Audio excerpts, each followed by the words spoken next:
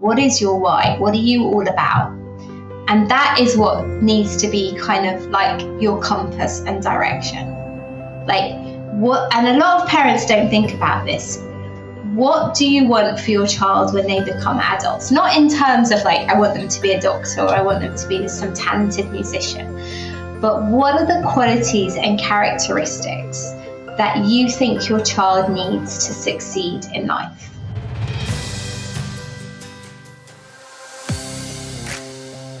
You're listening to another episode of Success with Purpose, where we hold conversations with the most holistically successful people we have the opportunity to connect with. We explore their journeys, their life-changing events, their perspectives, their mindset, and most importantly, their purpose. I'm Harry Goldberg, host, interviewer, and interrogator of this podcast. Father of the most incredible daughter in the world, husband of an incredible woman, and director and empowerment coach at Purpose Advisory. Hope you enjoy this episode, and don't forget to subscribe and like below. Now, let's begin. Welcome, Rachel. So for the listeners out there, I'll just give a little bit of background for who Rachel is. So you started out as a school teacher for the younger ages for, for I think that was for about 7 years. At some stage, you realized that the parents of your children lacked the skills and knowledge to be the best that they could be for their kids. And you must have also realized somewhere along the way that you had the skills to help them. So with a whole lot of research and a whole lot of effort and intention, you set up a business to teach them how. And so since then, you've been giving keynote speeches to tens of thousands of corporate and government employees about parenting and mental health. You've been coaching parents one-on-one, creating amazing education courses, and being a parent and loving mother of 4 the whole way through. And what I find incredible is that every time that we've spoken, you've shared that you really enjoyed this journey of achievement and impact. So I'll hand it over to you before we dive more and more into this journey of yours, fascinating journey. Rachel, how do you define success? It depends whether that's success for me or success for my family. But I would say I'm based in London, and I was really fortunate to have an outstanding education. I went to a really good school. I did really well at school. Now in my business, I work with some really renowned, some of the top corporates in the world. So some people would say, yeah, that woman is successful, but that is absolutely not why I feel successful.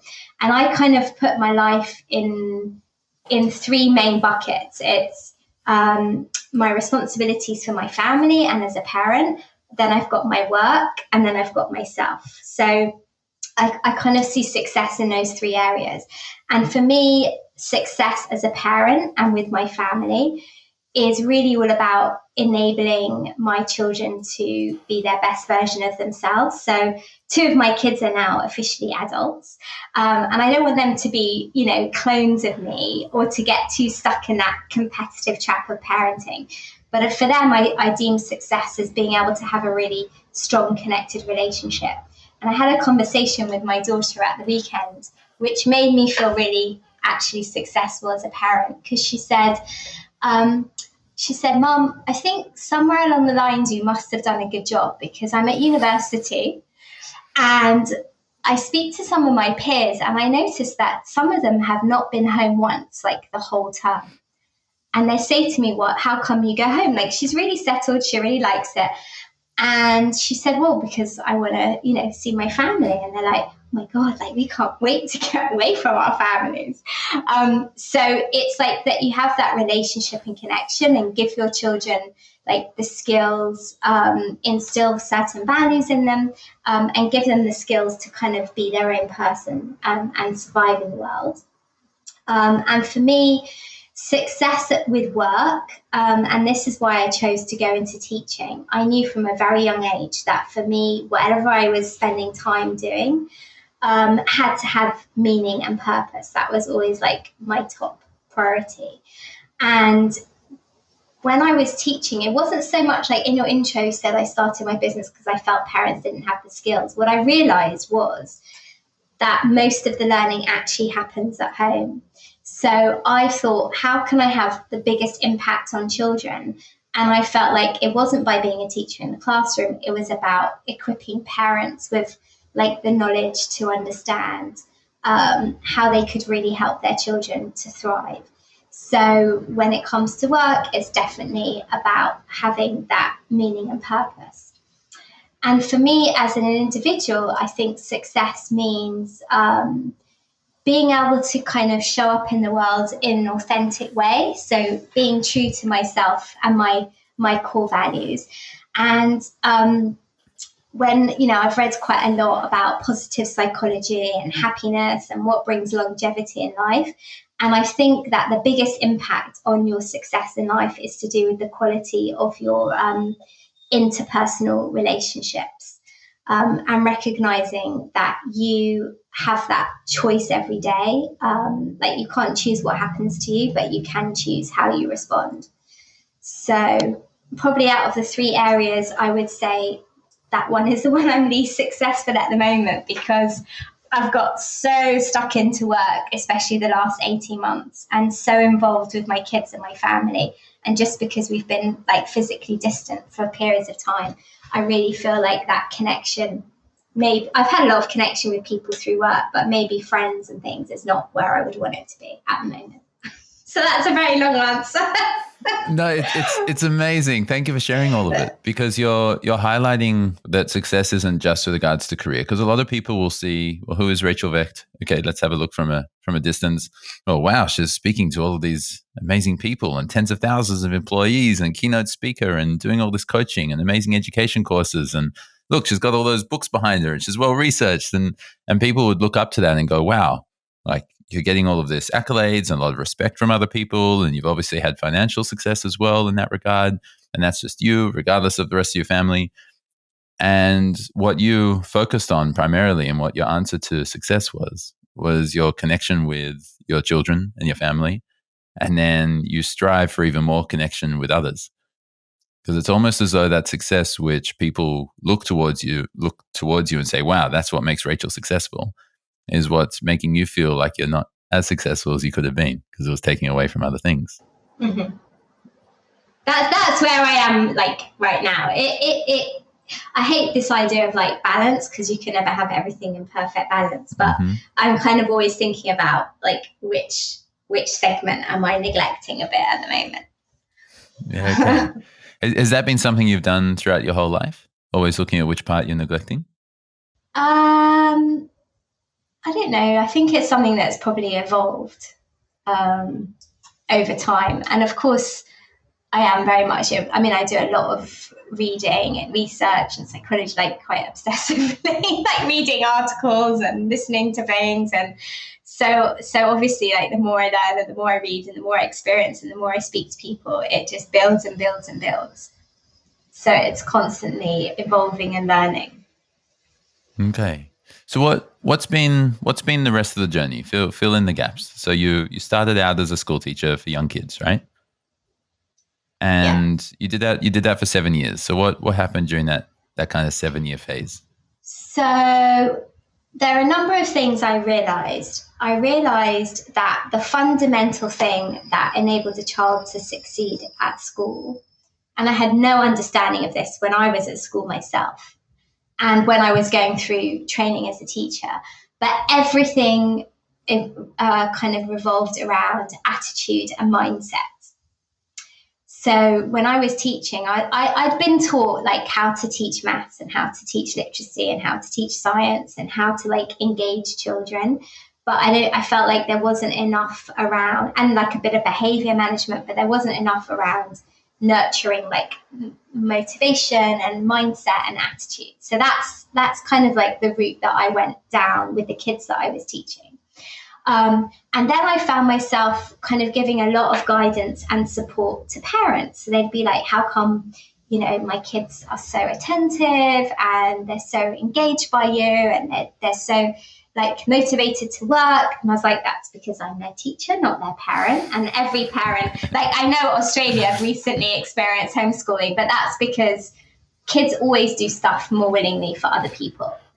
Like I would they have like parents' evenings and I'd be describing this child and the parents would be like, do you know that my child's name is X? Because this doesn't sound like anyone I recognize.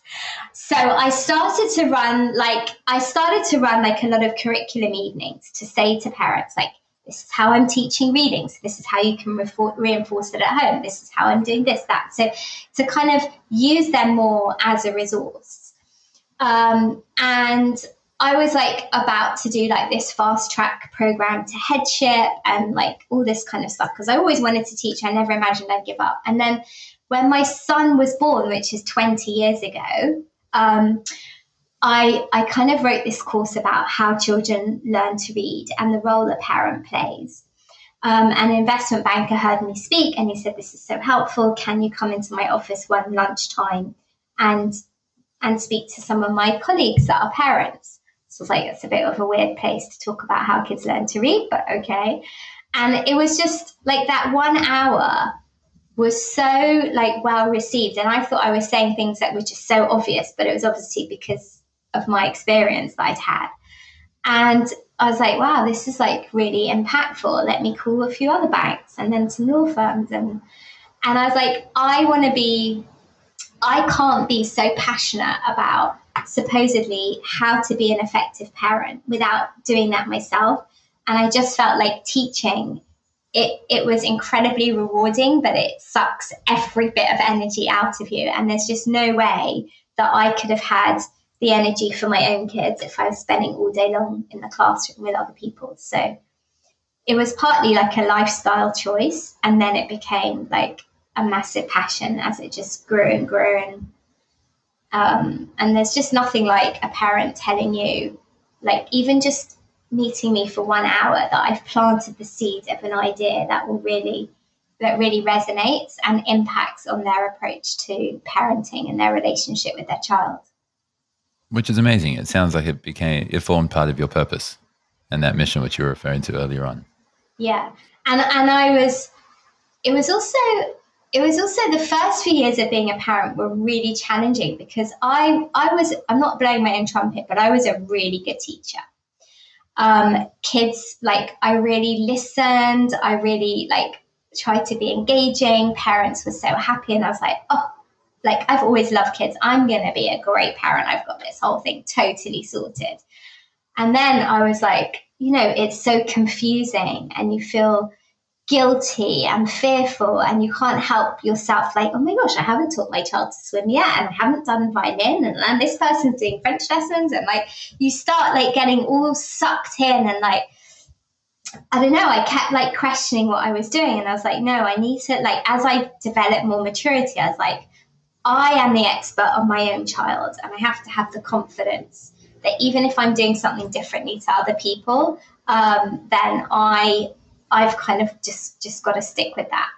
And then when I was able to relax more about being a parent and accepting, like, I've done all this research, I've done nearly 30 years of this, and I am not a perfect parent. And I think when I speak to parents, they like that I've got millions of stories of when I've messed up as well. And it's just like recognizing that it is the hardest job in the world. And your kids will teach you more than anyone. Yes, I'm only at the beginning of the journey. Our daughter is 2 years old, but I see so many parents of kids with similar ages so worried about what other kids are doing. And I find myself at times also comparing. I'm like, oh, I don't know, like that kid's like 2 months younger and already speaking more. Oh, maybe I got to work on this more with my daughter. And then I'll also have kind of like that ego come through as well. Like, oh, my daughter's 2 months younger than that kid, and look at that. Look at how much better she's moving around. We all do it. But so how would you suggest that parents avoid that? I think, like, I always start with which is the same for anyone. Like, I know it's like a coaching tool. I'm sure you do this with people that you work with. But it's like any parent that I'm working with, like for a more extended period, I always say, like, what is your purpose? What are your core values? Like, what is your why? What are you all about? And that is what needs to be kind of like your compass and direction. Like, and a lot of parents don't think about this. What do you want for your child when they become adults? Not in terms of like, I want them to be a doctor or I want them to be some talented musician, but what are the qualities and characteristics that you think your child needs to succeed in life? And so for me, that's things like emotional intelligence and creative thinking and problem solving and strong self-esteem and growth mindset and all of those kind of things. So you think, right, I've got 18 years to try to role model this, talk to my kids about it, teach them to be independent, all of those things. And I realized that we're worrying about, have they slept through the night and are they eating this? And then when they get to school, like how quickly can they count to 100? And like all these stupid things we're worrying about. And are they late for this birthday party? And have they learned judo? And like none of that stuff really matters in the long run. Like some of the things when I look back that I worried about with my kids, it's just no one even remembers. It's a lot more about, it goes back to what I said at the beginning. It's like all about your relationship, your connection. That's the only way you can influence anybody over time. And it's kind of just really thinking about what you value, what are your priorities. And the beauty of that is there's no right or wrong. So one family might say, like, kindness is my number one thing. I believe that if you are kind to the world, like it will come back. Another one might say work ethic. I really want my kids to understand the value, to have grit and determination, or it could be like healthy lifestyle. There's just no right or wrong with that, but it's like what is important to you. And it might not be that your child agrees with you. And I'm not saying you need to force them to agree, but in terms of your life experience, what kind of qualities can you try to nurture in them to enable them to kind of be set up for success when they go on like to lead their own lives. Do you see any correlation between parents' own struggles and then what they want their kids to be able to do? So a parent will say, oh, well, I'm terrible at this, or I know my weakness is this, and I've seen the cost of that weakness. I can't necessarily change it myself, but I can definitely encourage my kid to change it in them. Oh, there's loads of that going on. And there's loads of like, oh, I wish I'd done this, and now I'm going to get my child to do it. And the other thing that when I work very deeply with parents, and parents don't always consciously think about this, but obviously how you were raised and how you were parented has a massive impact on how you are with your kids. So either you're trying to be the exact opposite, or like you think the parents did a good job and you're trying to be the same. It's incredibly complicated. There are all kind of assumptions and expectations and thoughts whirling around our heads that are so automatic. We don't even have time to kind of capture them and recognize, why is it, for example, that one parent can get really triggered by something their child does or doesn't do, but another parent, a parent of that same child, doesn't even notice, but then something else could really trigger them. And that is all to do with kind of your own experiences that are just happening on autopilot in terms of how you react in those moments. I've seen parents get really scared of, like, be really fearful that they're going to end up like their parents. They do the complete opposite. And I've also seen parents be really fearful that their kids are acting the way that they acted to their parents when they were growing up. Yeah. And so, oh my God, don't go down that path, can't go down that path. How often does that turn into a self-fulfilling prophecy? Very often. It's kind of cool. I mean, we have in our brains like mirror neurons. So we literally mirror the emotions of those closest to us. So it's just always to be conscious of, like, not to put too much pressure on parents, but to really be conscious of what you're modeling. That's more important than what you say, but it's how you interact, how you behave, how you are with other people as well. Like, kids are watching all of it, and you can't like tell your child to be one way but not practice it yourself. But there is this danger that we're trying to, I don't know, push our kids down one particular route. And that's why I just think it's so much more important to focus on qualities and characteristics than, some of the other things. Like, yes, give them opportunities, help your child find their passions and interests, but like, don't push them down one particular route. I mean, 2 of my kids, or possibly you could say 3, are incredibly artistic. and one of them is very musical, and I don't have a musical or artistic bone in my body. It does not come from me, and that's just like, I'm really like, it's amazing, but that's just something that they've kind of found themselves. And it's to do with my husband as well. He's much more that way inclined, but it's not even something I understand. I'm just like in awe of what they can do. But that's, the route they chose to go down. Yeah. Look, this is there are so many ways this can go. And I want to bring it back to success. Before we go there, I got another question for you. So firstly, a quick story. I was interviewing someone else just yesterday. He is incredibly successful, but especially successful because of how he's done everything for his family and for his connection with his family, and he lives life in line with his values. It's amazing. And he grew up in a very unstable environment when he was younger. And he said that's the reason why he's not going to have an unstable environment for his kids. He's going to be a great dad because he didn't have one. And he gave the story of these two brothers, twin brothers, and they both became. One of them became really successful, working really well, very happy, very kind of great emotional self-regulation, just very kind of balanced and intelligent and admirable person. And the other one was in and out of prison and an alcoholic and just really struggling with life.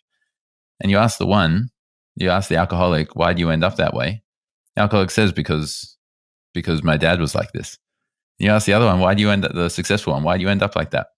He says, because my dad was like that. Yeah.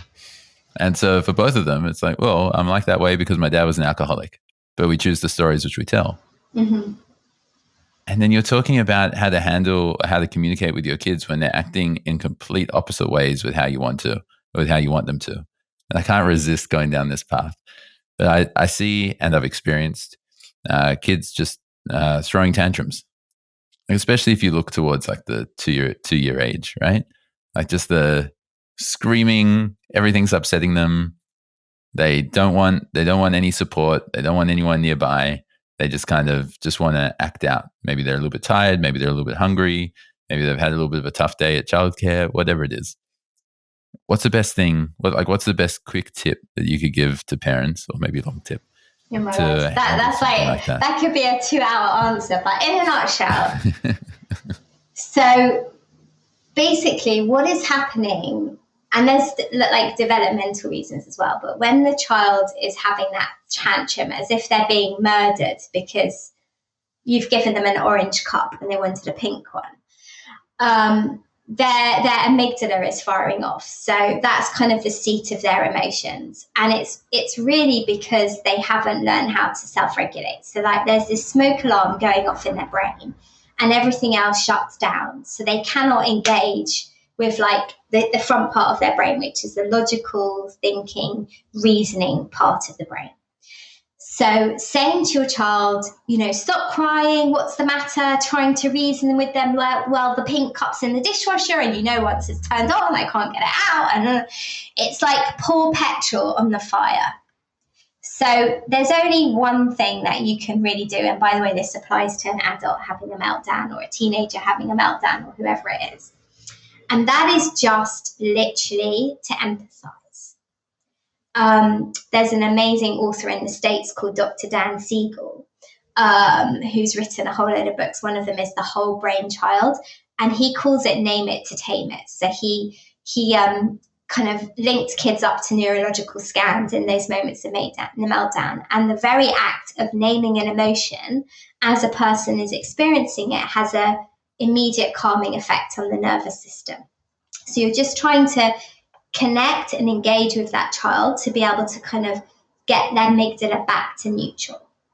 And you do that by listening and understanding. Like, I can see that you're really, really like upset. You love your pink cup and you wish that I had it for you right now. Or like you want to go up and down that slide 500 more times.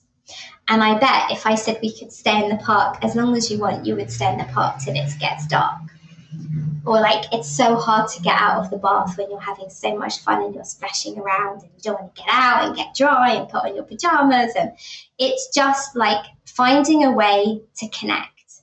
And it doesn't even matter if you've got it wrong. Like just try to kind of, it's called like emotion coaching or reflective listening, but it's just saying, I get it, I understand. And it's almost like you as a parent acting as like an emotional container vessel for your child. And you're basically saying, you are allowed to feel however you want to feel. You cannot be wrong. Like, no one should ever be wrong for having a feeling. Your behavior, like hitting and kicking and throwing stuff, might not be appropriate, but you don't need to say that in that moment. And then when they've calmed down, you can address, like, next time you feel like that, what could you do differently? But that's essentially the only thing that works. And a really helpful way to think about it is if you imagine an iceberg. So the tip of the iceberg is what you see above the surface, and that is your child's behavior. So it might be the kicking, crying, ignoring, whatever it is. And that is their form of communication. And the thing is that parents very often react to that behavior. Right, go to your room, you can't go to this birthday party, you can't speak to me like that. But actually, the bulk of the problem, which is what is under the surface, is their emotions that are driving that behavior. So it's way more helpful to kind of almost be like a detective and explore the why. Like, what are you trying to communicate to me? And if you can home in on that first, like frustration or tired or feeling ill or too much attention, not enough attention, whatever it is, more structure, less structure, that's the root of the problem. And that's a more helpful way to focus your attention. Which you don't do all the time, right? No. I've literally seen parents go, why are you acting like this? Why are you getting so upset? They can't answer. You can't ask questions. No. You can't give advice. And I mean, a lot of parents with young children try distraction techniques, which is not the worst thing you do, but like dismissing them. Like, a child falls down and the parent says, it's okay, it doesn't hurt. Well, how the hell do you know? It's not your knee. Like, you know, and then it feels quite dismissive. So you get to that stage where the child starts to think, well, they never really listened to me anyway, so there's no point, you know, trying to explain. I may as well just go to university and just never go back for holidays. Can't wait to get out of this place. Yeah, okay. And so you feel that kind of bond, that connection with your kids really starts from what age? From 1 month, 1 week, 2 years? Yeah, right from the beginning. But saying that, I also am a very strong believer in that. Like, I've worked with parents whose kids are much, much older, and sometimes they hear me speak and they're like, oh my God, no one ever told me this. I didn't realize, like, you've opened my mind. And I'm like, it's fun. Like, it's never too late to also change your ways. So I'm always reluctant to say, like, ideally, if you've got some sense of this, but we all make mistakes in the beginning and it doesn't matter. It's just how you kind of learn and grow. But the amazing thing about the brain, which we've understood a lot more of recently, is that it is always kind of growing and developing and making new connections and neural pathways. So, you know, you can always, like, once you've got that knowledge, you can always make tweaks and adjustments. I love that message. It's never too late. And there's a psychotherapist on one of these books. She talks about this phrase, like, it's called rupture and repair. So when you mess up, you react in the wrong way, it's just a learning opportunity. Like, I think it's a really important thing for kids to understand as well, that mistakes are how you grow and learn. So I always tell my kids that fail, I mean, I didn't come up with this, but fail stands for first attempt in learning. Like, if you get everything right all the time, you're not growing. Like, my 15-year-old was complaining that she was really struggling with something in maths. And I was like, well, if you kept getting 100%, that means you're not really, like, being stretched. It's too easy for you and you're not actually learning something new. So I've always very much had that approach, and I'm always very open with my kids when I mess up and make mistakes, because I do some really stupid things sometimes, like forgetful things, or like, you know, things like sending a WhatsApp message instead of picking up the phone that's misunderstood. And I think it's really important to show kids that you're human and you do make mistakes, and that's, you know, that's all part of the growth and learning. That's beautiful. And that I was going to go back to the journey of your success, to your successful journey again. But I can't resist asking at least one more question on this. So you're talking about showing kids failures, or when you've stuffed up, or when you can do things better, and sharing that with them, or at least allowing them to be exposed to it. I've also noticed a lot of parents like not fight or not have any conflict or anything in front of their kids, and they save it all for when the kids have gone to sleep. Which means I haven't met many of those. Normally, they're all but go on, which I've had a few myself as well, right? But I've seen so many people do this where they start to get one of them gets angry at the other one, and the other one just kind of like shuts off, and is like, whatever, we'll deal with this later. Let's just be present for our kid. And then they're not present for the kid because they're still both thinking, oh my God, how did that person say that? How dare that person say that to me? Or whatever made them so upset in the first place. And then the kid, my fear for that is that the kids never really see the repair attempts. And they never see how to resolve conflict. They only see the conflict and then believe that that's just the way that things should be. Is that what you've seen as well?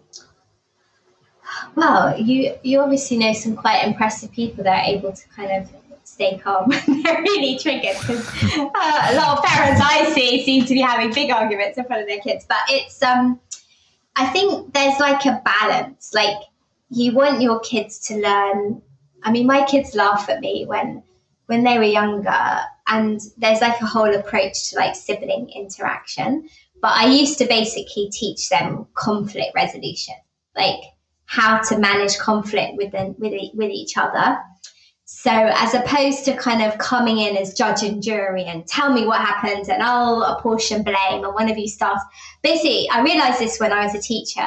Kids would come in from the playground and it was literally impossible to really get underneath, like work out who started what, because they were each insistent. It wasn't their fault. And, you know, there's always three versions of a story. There's one, there's the other, and then there's the actual truth. And so it's kind of that balance between, I do think like you shouldn't hide everything in front of your kids, but you also don't need to kind of have everything, like have them exposed to everything, or say, I don't know, say like a lot of parents at the moment, they may be struggling with their mental health. They might be feeling, you know, really anxious or low. You don't have to pretend to your child that you're, you know, flying on clouds all day long, but you also maybe don't have to tell them like every single inner thought that you have.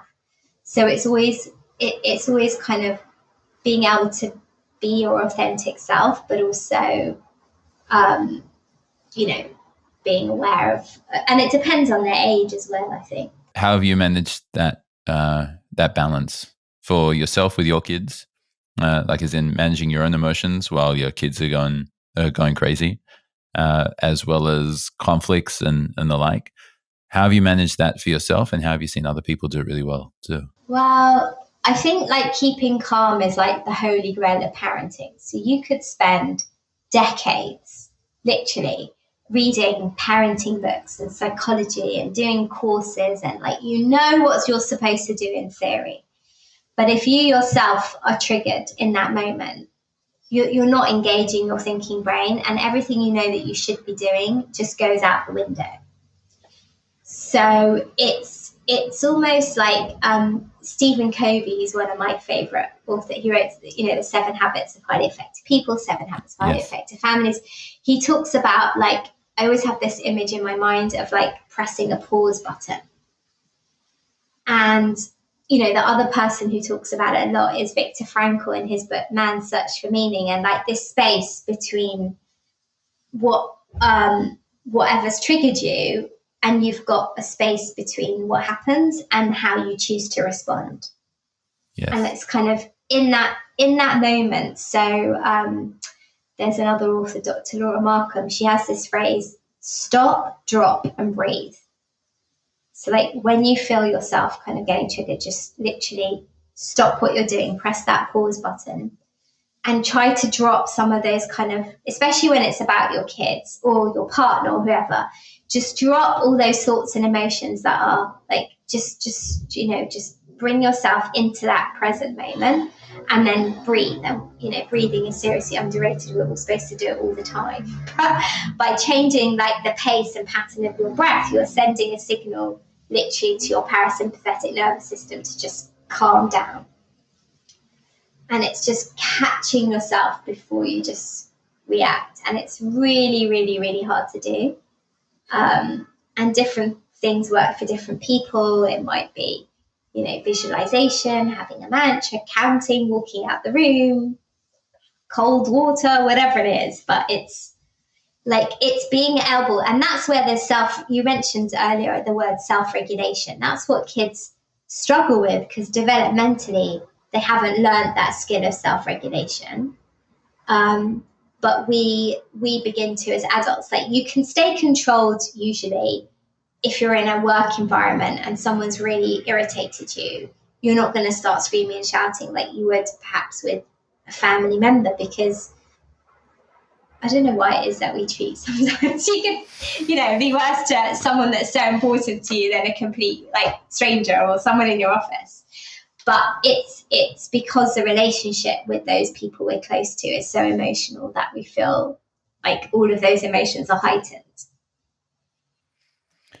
And as just before you said that, I was thinking, well, there are a lot of adults who struggle with self-regulation as well. Definitely. And how do you apply these same types of techniques in the workplace or with other people that you interact with? Me personally, or how do I teach it? Both. Yeah, I mean, I'm also, in fact, I think it originated in Australia, but last year I did this, have you heard of Genos, emotional intelligence? I did some training in that. It was set up in Australia. And I really think emotion, helping people to realize that the way they show up influences everything, on a daily basis, on a minute by minute basis, but having that self-awareness of how you carry yourself, how you kind of listen and empathize with others is probably the most important place to start. And having that kind of that self-awareness and realizing how much emotional intelligence kind of impacts on all areas of your life. But it's really difficult for people. It can be really difficult, especially if you're not used to even thinking about it. Yeah. I mean, is it the same strategy? Just like how you see your kid at the playground wanting to go down the slide a million more times? Oh, it's 100% the same strategy. Just as an example, so I've run this more extended parenting course for years and years. And when one segment of it is all about nurturing emotional intelligence in your kids and helping them kind of how to listen so children will talk, everything I was speaking about. And I had a GP, I don't know if you call it a GP in Australia, but I had a doctor in a session. Yeah. And she had 3 sons. And I saw her. This is what I love. This is what I always loved about teaching when I was teaching fractions and a child suddenly has this light bulb moment. But I almost saw this light bulb go off in her head. And she was sat there very silent. And I was like, I feel like you've just had some kind of, you just realized something. She's like, my God, I have.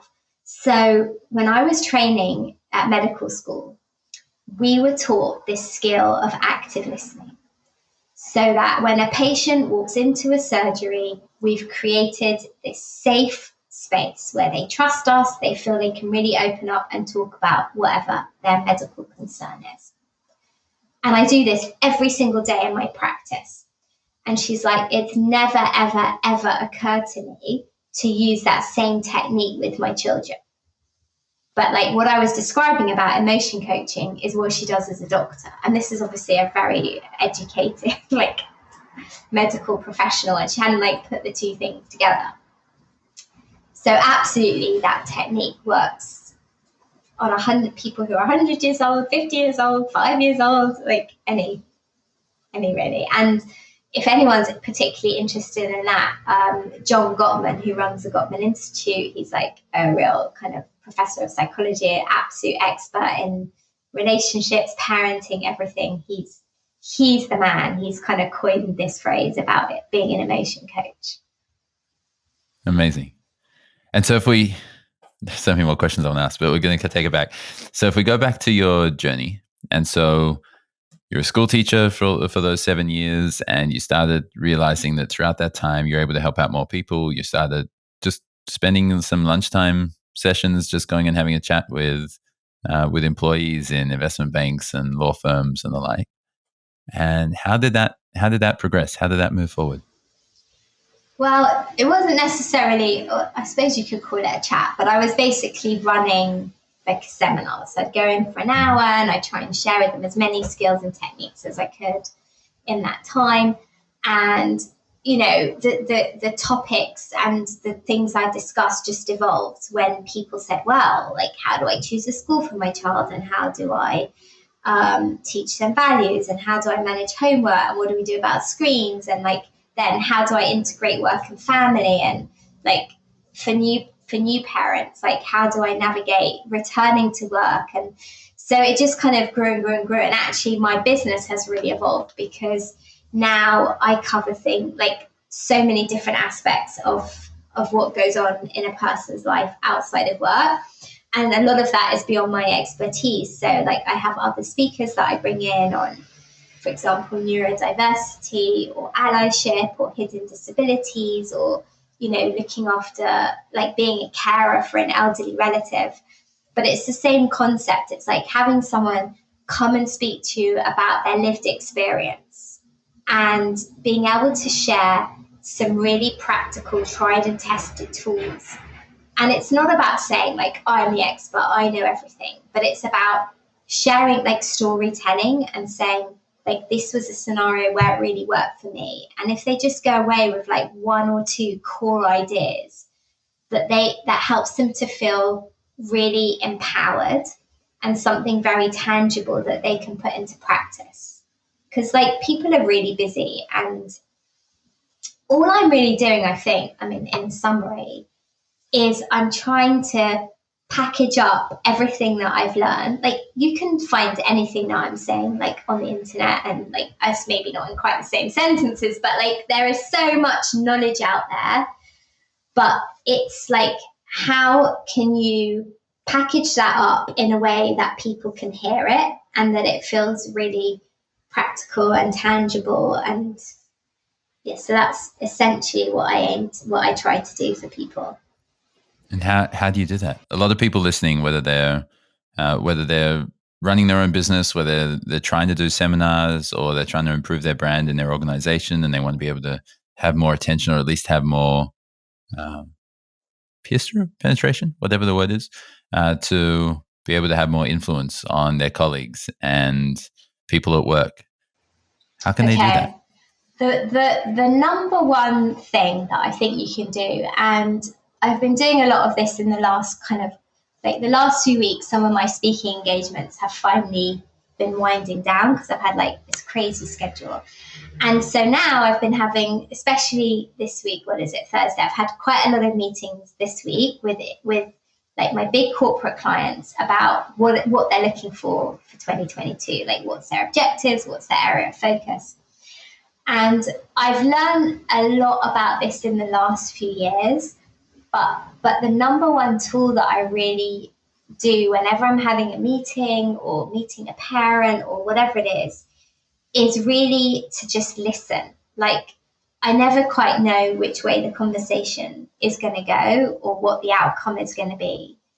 But it's really, and again, I suppose it's reflective listening, but listening to either what their challenges are or what they're trying to achieve. And then kind of brainstorming, like, what can I do to help you? And it's very much like a tailor-made approach. And you can apply that to like a manager supporting a colleague, or I think all anybody really, really wants out of any relationship, whether that's a parent and child or partners or work colleagues or doctors or, I don't know, someone in the service industry, is like we all want to feel heard and understood.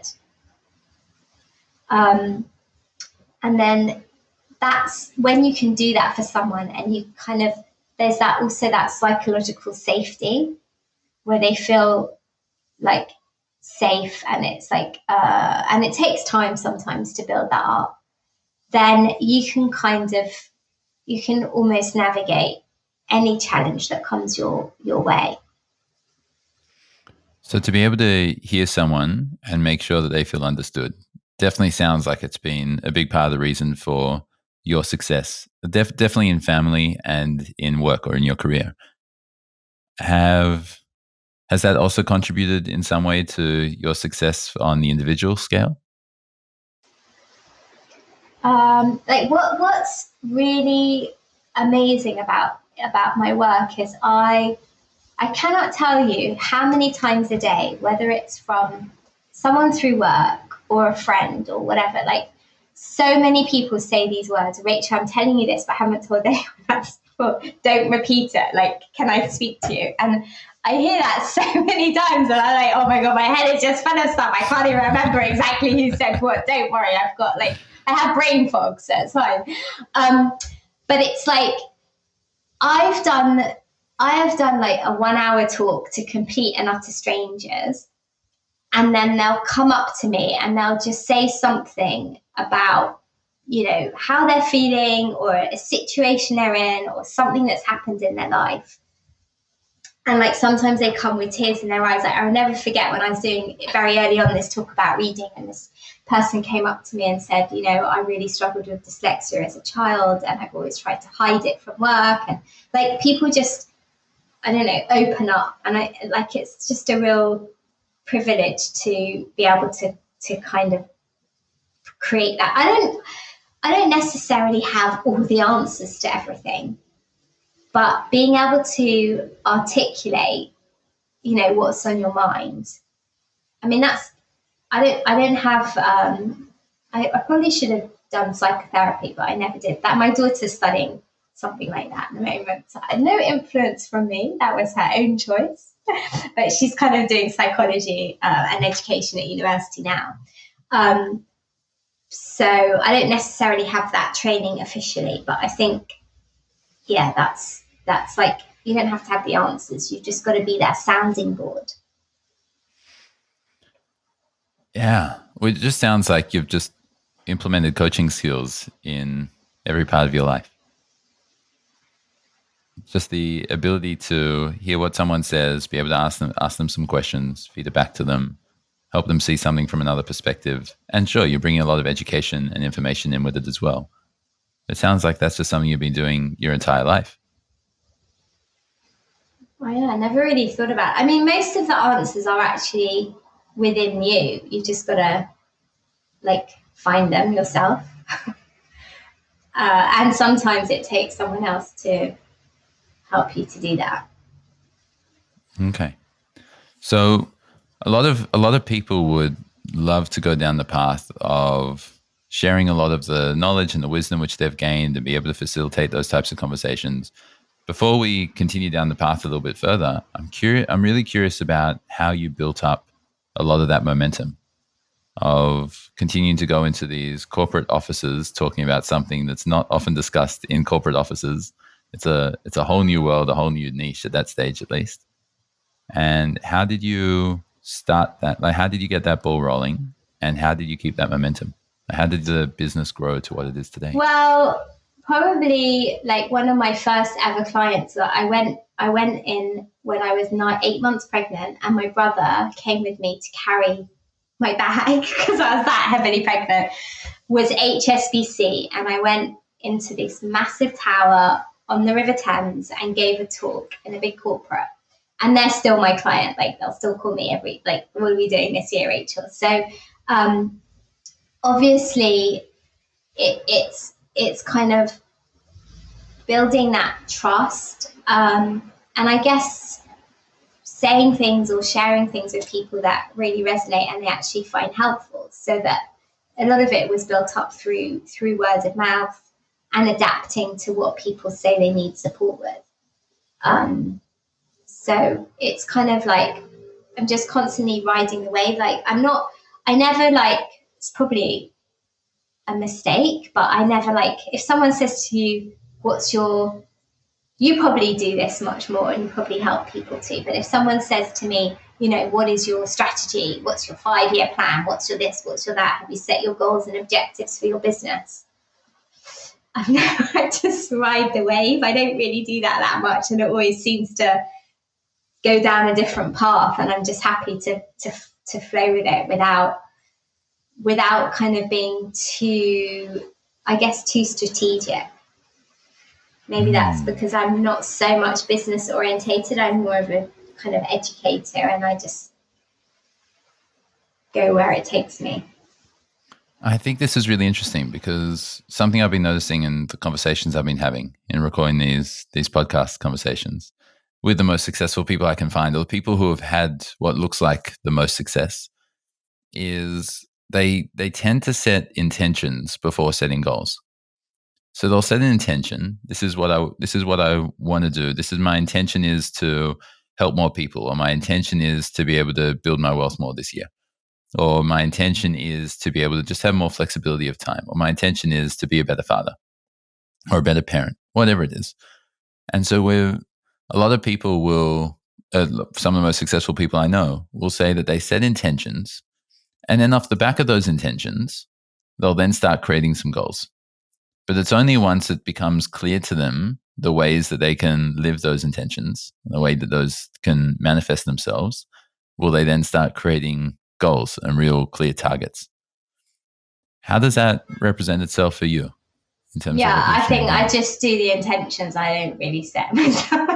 That's amazing. I should. I know it's completely wrong. Like, I think you're supposed to. But I don't really have time. I'm just like in the moment. I don't know. I just don't. Like, I have once met a coach, who's like, set yourself objectives at the start of the year.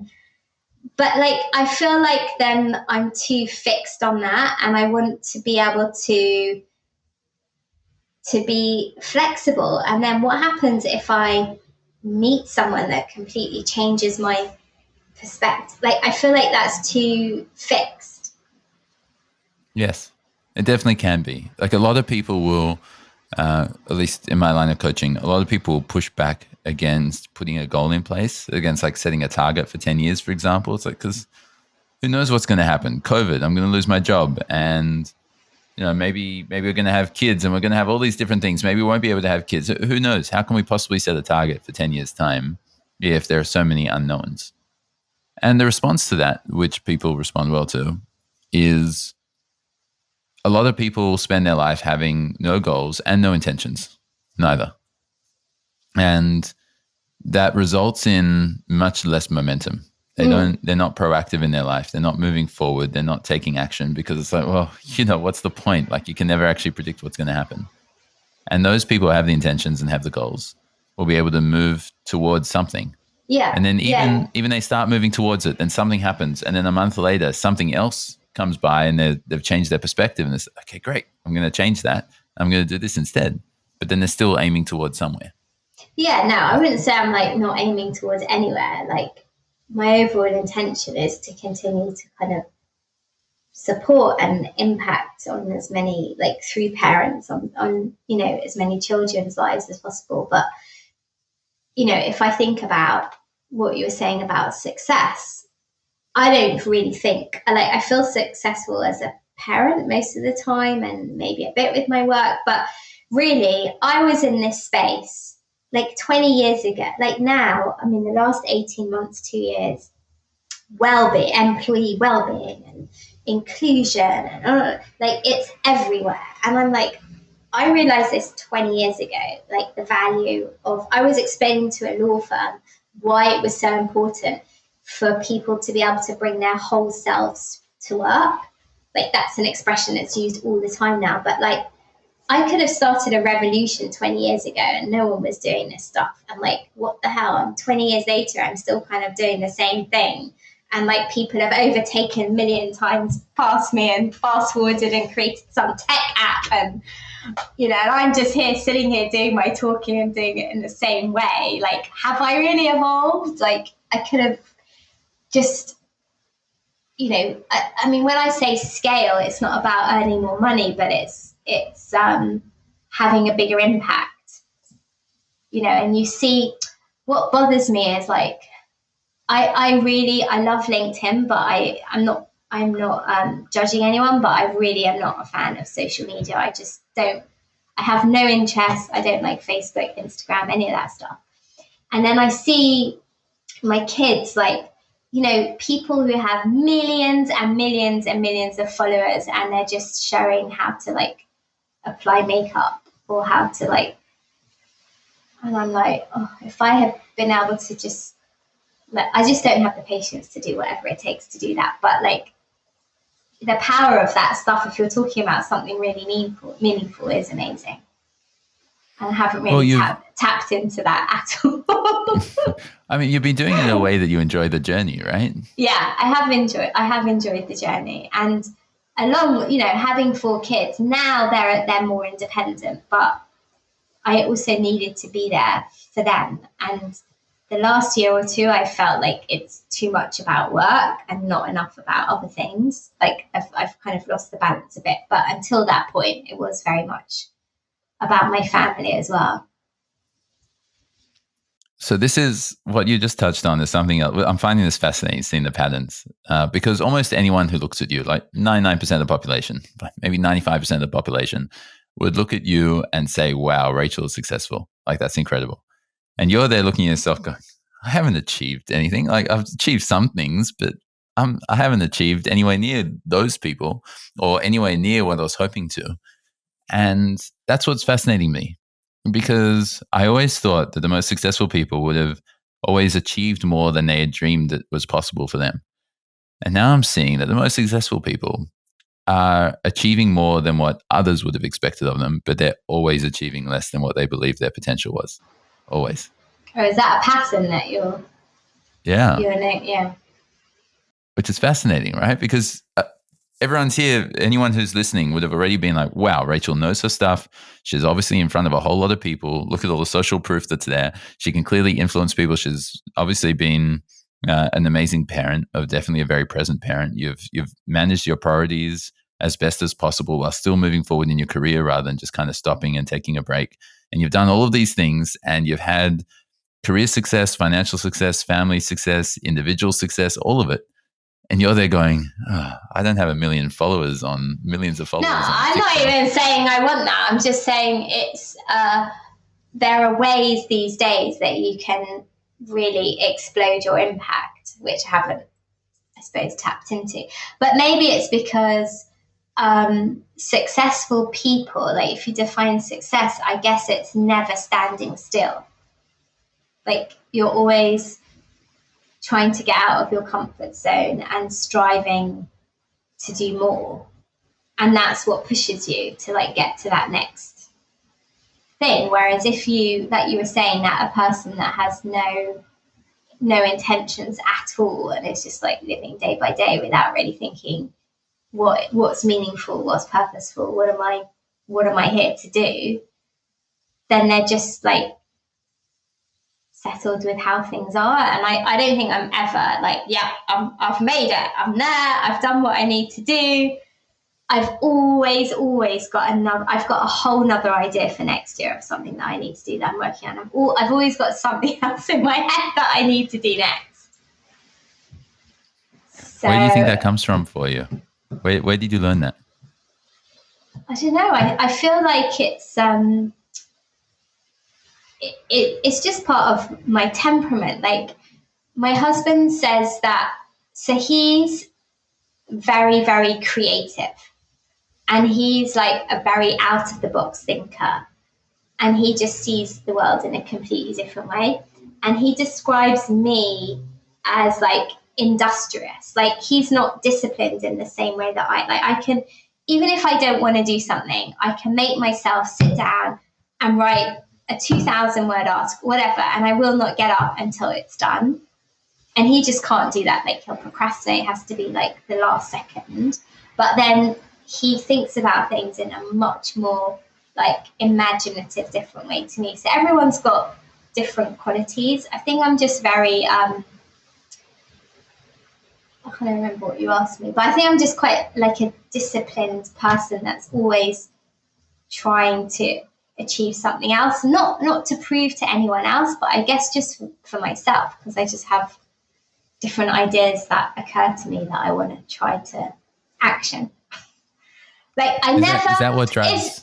I don't know. In a way, it's like a disadvantage. So it's quite bad. Like I don't feel like I really need downtime. But if I know I've got a 15-minute train ride, I plan what I'm going to use that 15 minutes for.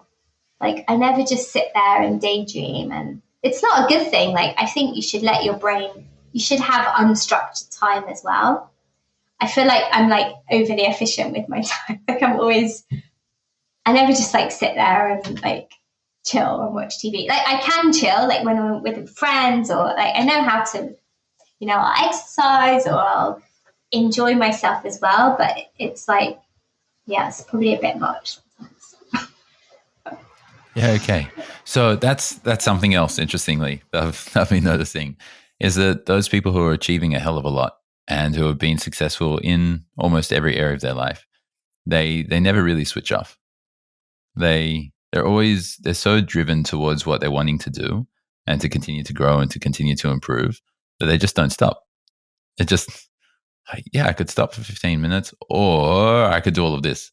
And it's usually only later on that they start realizing how important it is to just stop, take a step back, do some meditation. It is, yeah. I don't do enough of that, but I don't see what I do as work because I enjoy it so much. Yes. But I do think that I need to kind of I teach people a lot about creating boundaries and like knowing when to say no to things. But especially when you have like your own projects and you're running your own business, you can't shut down because you're always thinking. You can shut down, but you're just always. You can, but then you want to achieve the goals you've set for yourself, right? Yeah. Yeah. And so, okay, so it sounds like the way that you approached it, the way that you've grown to such an extent is that you've always just had a really clear intention of pushing yourself beyond what you've been able to do before. And on top of that, you found something which you're really passionate about. And you kind of fell into it, but you kind of were pushing yourself into it as well because this is what I'm really passionate about. I'm just going to keep doing this. I see how much value I can add. I'm going to see how much I can interact with other people. I'm going to see how much I can just continue to increase the importance of what I'm saying in people's lives by saying the most important things I possibly can, like whatever's most relevant, whatever's most valuable.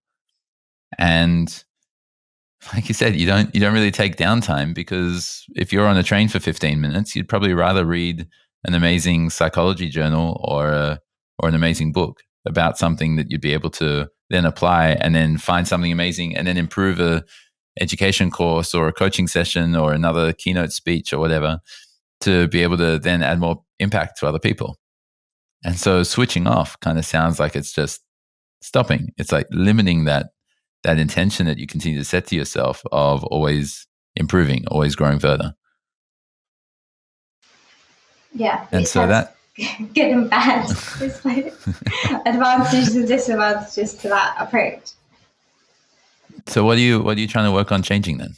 What are you most focused on now to continue to improve the experience, success, and impact that Rachel experiences in this world?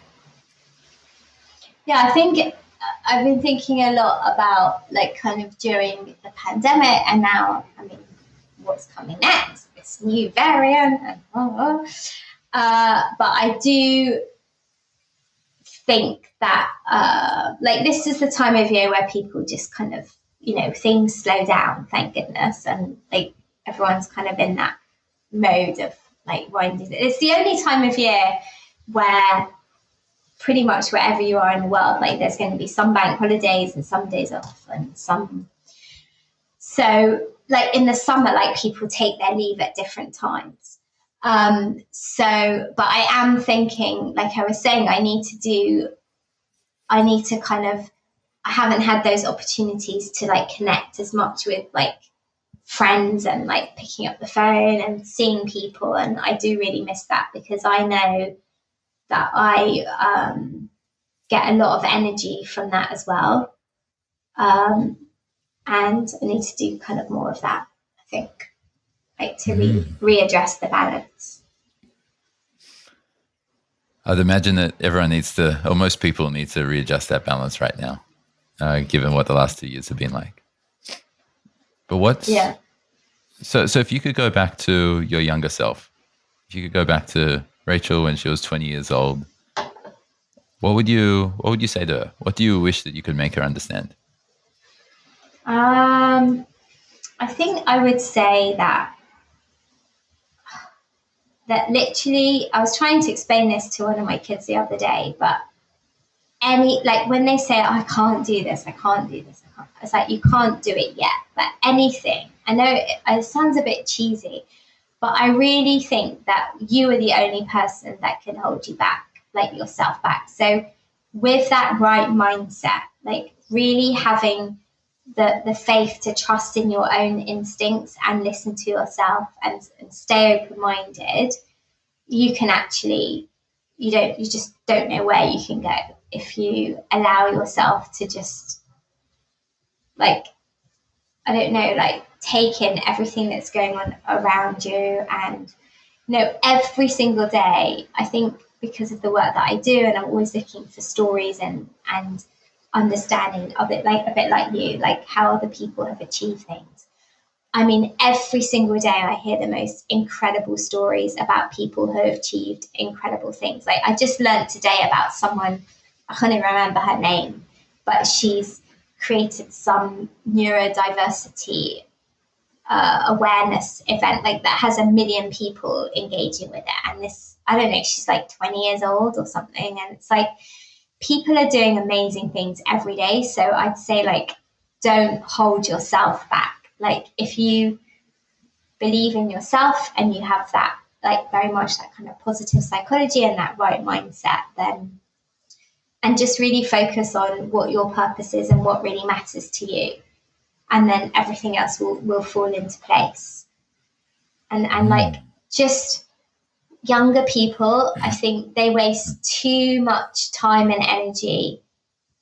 And it's so hard not to fall into this trap, especially in that world of social media, but just spend way too much time worrying or thinking about what other people are doing or what other people think. So I just focus on your path and your journey and not what everyone else is doing, even if you're going down a different route. Yeah. And so that kind of sounds like something that you mentioned earlier on, which was you've just lived your life. You always, I think the way you said it was, you always knew that you're going to live your life in line with your purpose and your mission. And you're always going to do that. It was always going to be as purposeful as possible. I can't remember the exact words. I apologize, but the recording will catch it. And it sounds like that's a big part of it. Worry less about what other people are up to and what other people are doing and comparing yourself with them, and focus more on your own purpose and what's driving you. Okay. And you even alluded to that as well with regards to parents always comparing their kids with other kids, and with workers or employees always comparing themselves with other people. It's amazing how much that represents itself in our society. Yeah, I mean, for some people that's like a real motivator and it drives them and like, oh, I just want to achieve this and I'm going to do that. But actually, I think it kind of sometimes stands in the way because you've got your own narrative, your own journey. You can't be on someone else's route or path or journey. Like everyone's is individual. And I just think like feeling comfortable with that. I'm like, this is my story.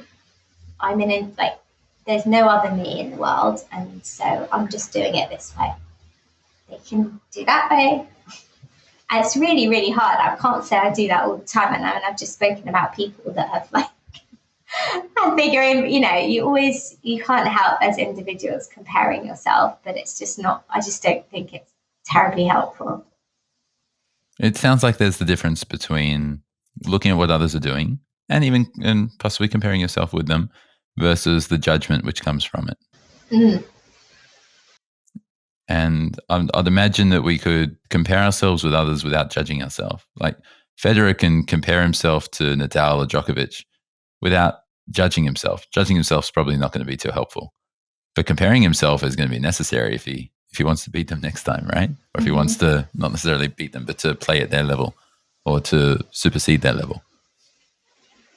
Yeah, I guess it depends what industry you're in. Like any good football team, if they're about to play another country, or they're going to look at their tactics and compare what they do versus, like, it doesn't work for everyone, I suppose, what I just said, but it works for me.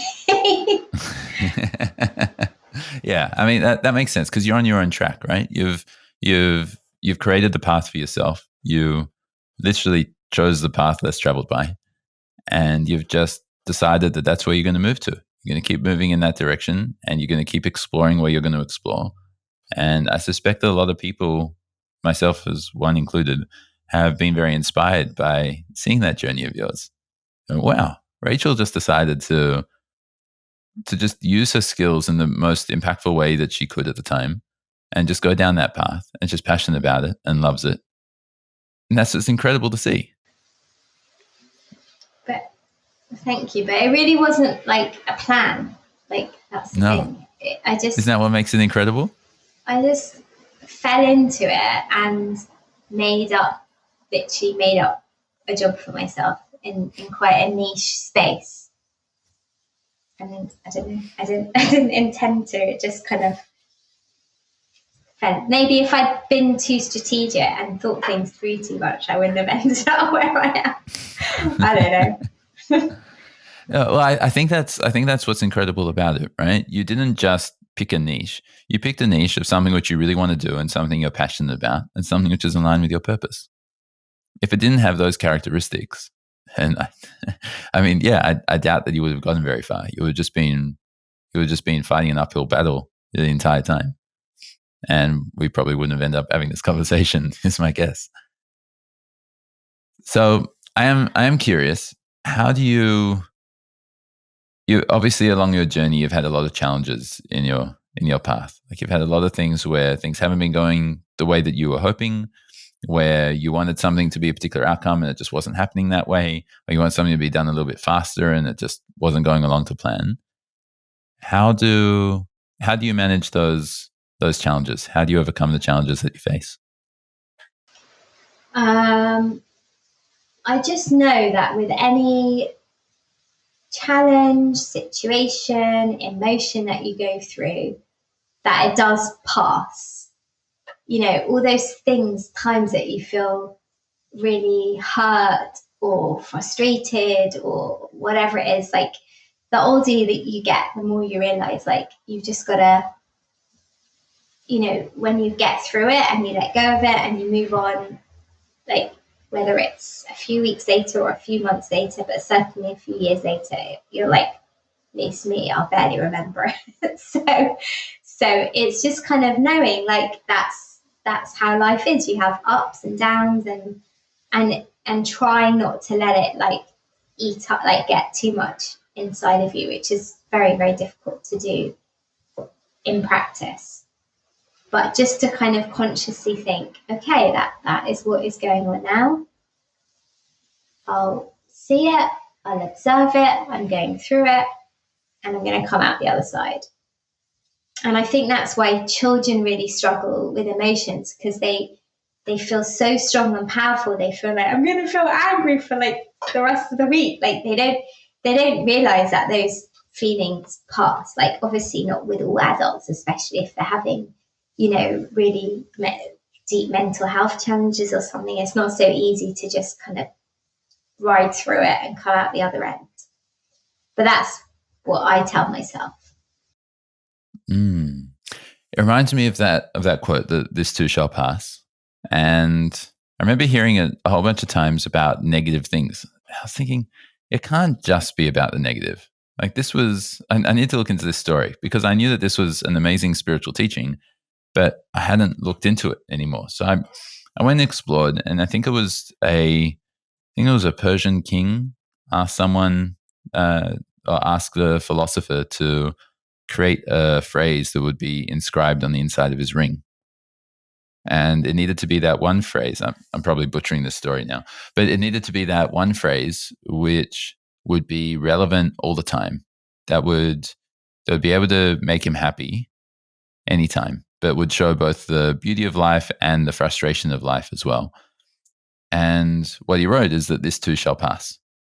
Because it's not just about the negative times, right? The negative times of this too shall pass. Okay, fine. This will go. It's not going to be around forever. I can just let it go and I can just kind of keep going because I know it's going to pass. It's not going to be tough like this for the rest of my life. And even if it is, my life will also pass, so that's fine. But it's also on the other side, when there's something which is really beautiful, something which is really amazing, which is happening. And then you recognize or you truly accept that this too shall pass, then you'll start to appreciate it a whole lot more. You're not trying to hold on to it all the time. Yeah. I mean, if something's beautiful and amazing constantly, then it's not special and it wouldn't feel beautiful and amazing. Like, you need those ups and downs, because otherwise when something incredible has happened, you're not going to be grateful or appreciate it, because you need the difference between, you need the two sides, don't you? Otherwise everything's just the same, which doesn't work either. Does that mean you look forward to the downs because you know the ups are coming, or you know that the ups are there because of the downs? I don't know if I look forward to it, but yeah, I think as I get older, I realize that that's just how life is. You have the ups and downs. And yeah, I guess it is very much what I was saying, is this too shall pass. Like, as you experience more and more things, and as you get older, you've got like more of a bank of experiences. I suppose each of those experiences may be like diluted a little bit more, and it's just, it doesn't feel as major. Okay, so that's the first step that you take in terms of trying to solve a challenge that's in front of you, and that's obviously like emotional self-regulation, right? You're like, okay, I know this is a tough challenge. I know this is a down. I know this is frustrating, but it's not gonna last forever. This will pass in and of itself, even if I do nothing. But then, what action do you take? How do you decide what action to take? I'm trying to think of a tangible example, and nothing's coming to mind. But I guess one of my weaknesses as well is like, I kind of know what I want, but whenever I have I don't like to make like really big decisions. I'm not talking about so much, like some decisions, I suppose they're not that, but I don't like it when I'm, when I can't decide like what's the best route to go down. But that doesn't really happen in relation to my work or my family, in which case it's probably not that important, which is why I'm not decisive about it.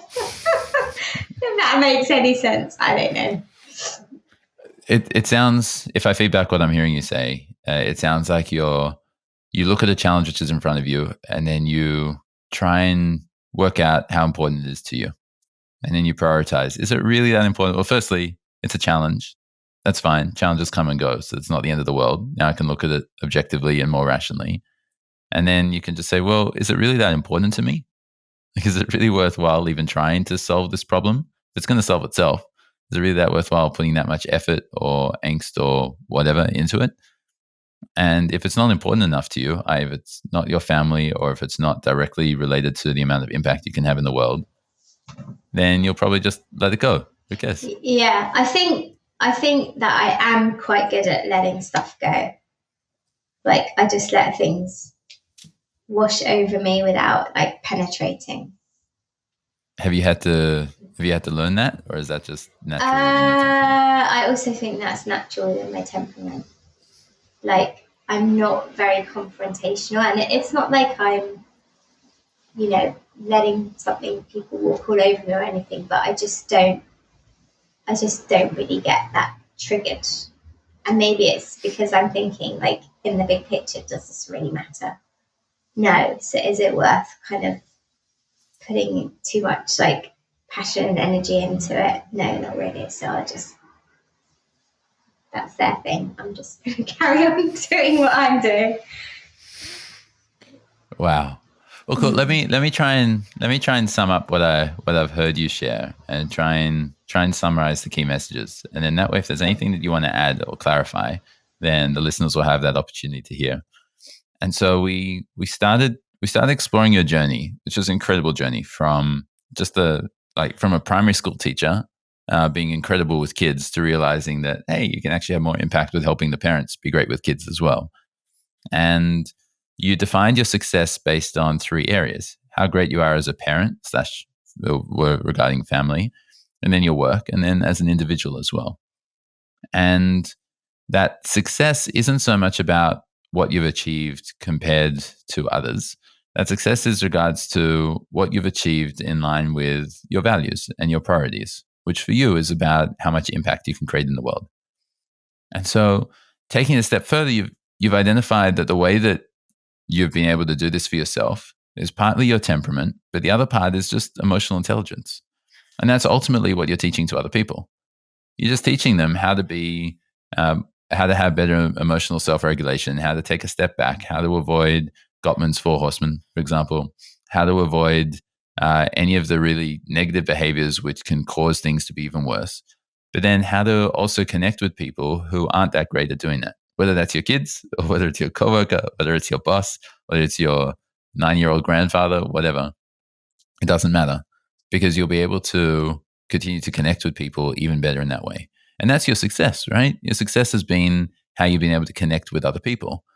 And you said it really beautifully. You said you kept asking yourself, how can I express it in a way that people want to hear it? And that way you're making sure that people feel amazingly heard and understood. And so when you've been on this path of success, you haven't really been setting many goals for yourself. Like, obviously you have, like, you've got very short-term goals. So for example, you're now trying to talk to all of your clients about what do they need for next year. And you've got specific goals. How many companies am I going to try and call this week, or whatever it is. But then it's more guided by your intentions rather than your goals. You got a big intention of, how can I continue to live my life with this purpose of being able to impact as many people as possible with these skills of just making sure that people can communicate better and look after themselves and manage their emotions as well as the emotions of others. And then we finally got to this point, which I think is core to the message that you're sharing, is that there are always ups and downs, and that ultimately those downs are going to pass, the ups as well. So just enjoy the journey. Don't get too caught up in those small things. Like, let other people get caught up in it. That's fine, but don't let people walk over you. But definitely don't let them drag you into their drama. So that's what I've heard you share in the last hour 25 of our conversation. What would you like to add to that? Well, I would like to say that you are a very good listener yourself, Harry. Like, that was I wouldn't have summarized it like that. I can't even remember all those things that I said. But that is a very succinct summary. So you're kind of like, I just say it and you aren't analyzing it, but you're putting, I haven't really thought about it in this way. Like, I say that stuff, but I haven't really, thought, what does that actually mean? And it's quite interesting to hear it. Well, summarize one of the differences in our personalities is that you're incredible being able to take in a whole lot of concepts, and that's why you do so much research and analysis and study and exploration and conversations with people about ideas, and that's why you're so incredible at it. Like, that's why any book that I've ever mentioned to you, you're like, yeah, I've read that. And every book that you've mentioned, I'm like, either, wow, that sounds really interesting, I've got to read that, or yeah, I've read that and that was an incredible book. And so you're so well researched and you're looking at everything and you're like, wow, this is amazing, I've got to share this with people. Whereas on my side, I'm like, don't give me so many ideas, because in my mind, I'm always just kind of narrowing down the ideas into something else. I'm like, well, everything's going to be this or that, or maybe this. It's going to be one of 3 things.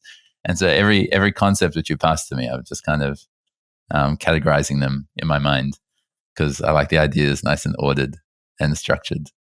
And in your mind, I'm guessing similar to some of the, possibly everyone that I respect the most, it's always kind of chaotic in their mind. I'm like, cool, let me try and decipher that. I think I'm quite structured.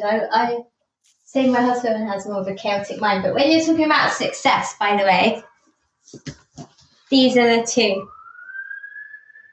They're both people that How to Raise Successful People, which is by this amazing, she's like called the godmother of Silicon Valley.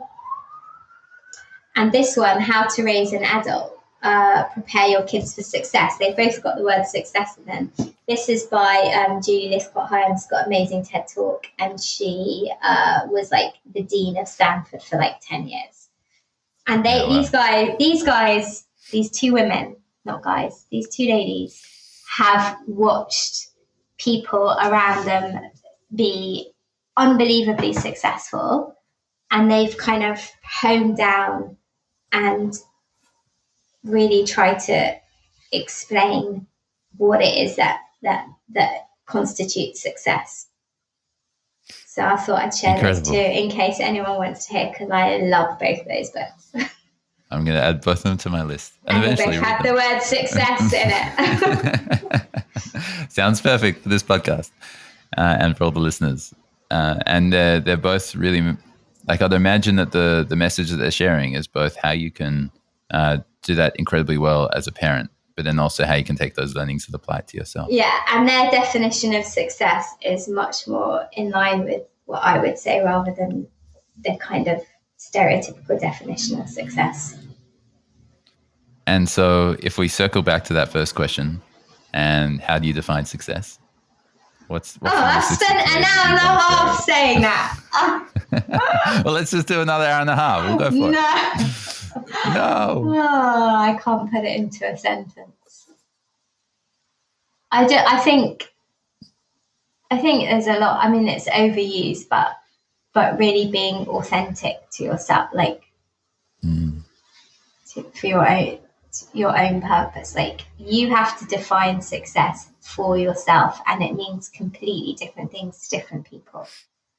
But the first step is to really like hone into what does success mean for you, because what success means for you is not what success means for literally anybody else, even people that you're really close to.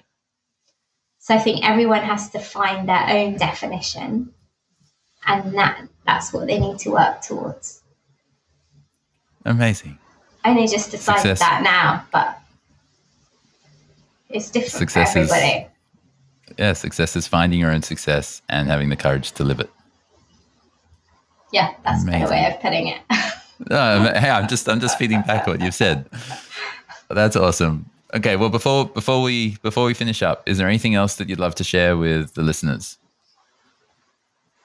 Obviously, if anyone's a parent and wants more support with parenting, finally getting around to, it's not necessarily my idea. Like, I always like to interact with people, but if people are in different time zones and they don't have access to me and whatever, I'm creating some more online resources so they can get some support and ideas. But that's an online parenting education course? Yeah, I'm creating a few courses, also one on boundaries and kind of being able to integrate work and family, and like finally getting around to, because, not everyone's available when I am. So yes. And it just makes some of it more accessible. And there's your scale, right? Yeah. That's a step towards scale. You mentioned people creating apps, and you're creating education courses. Small little step. And so if anyone wants to hear the answer to that question I asked earlier, where your response was, we could go on for 2 hours just talking about that, how to handle kids' emotions, for example. That's in one of your courses, isn't it? Yeah. Yeah, perfect. Cool. So if anyone wants to find you, they just search Rachel Vecht on LinkedIn? Or educatingmatters.co.uk is my website. But yeah, I'm on LinkedIn. That's the only place you'll really find me. Okay, in the online world. Yeah, your LinkedIn and your website. Perfect. I mean, LinkedIn's how we met, so I love the platform, even just for that alone. And so, so final message to, let's just say that there's a parent who's listening to this and they've got young kids and they're trying to balance, or they're trying to find a sense of balance or alignment with their work/career, paying the bills, with their relationships, friendships, their health, and parenting all at the same time, what's something that you just love them to hear? I would say that for kids, time is spelled LOVE. That all, like, literally just showing up. It's not about how much time you spend. And I would say to a parent of any age child, the number one thing to focus on is your relationship and connection above anything else. If you can get that right, I guarantee the rest will fall into place. And so the pure target there is just to connect. Yeah. Beautiful. And on that note, we'll finish up. Thank you, Rachel. I've loved this conversation. I've loved having you on the show. And this conversation, I've found a lot of beautiful nuggets of gold, which I'm really looking forward to sharing with our listeners. Thank you for having me. I hope you enjoyed this episode of Success with Purpose, and I also hope that you feel capable to apply some of the perspectives and learnings from this episode in your own life. If you enjoyed this conversation, be sure to like and subscribe below. And until next time, live with purpose.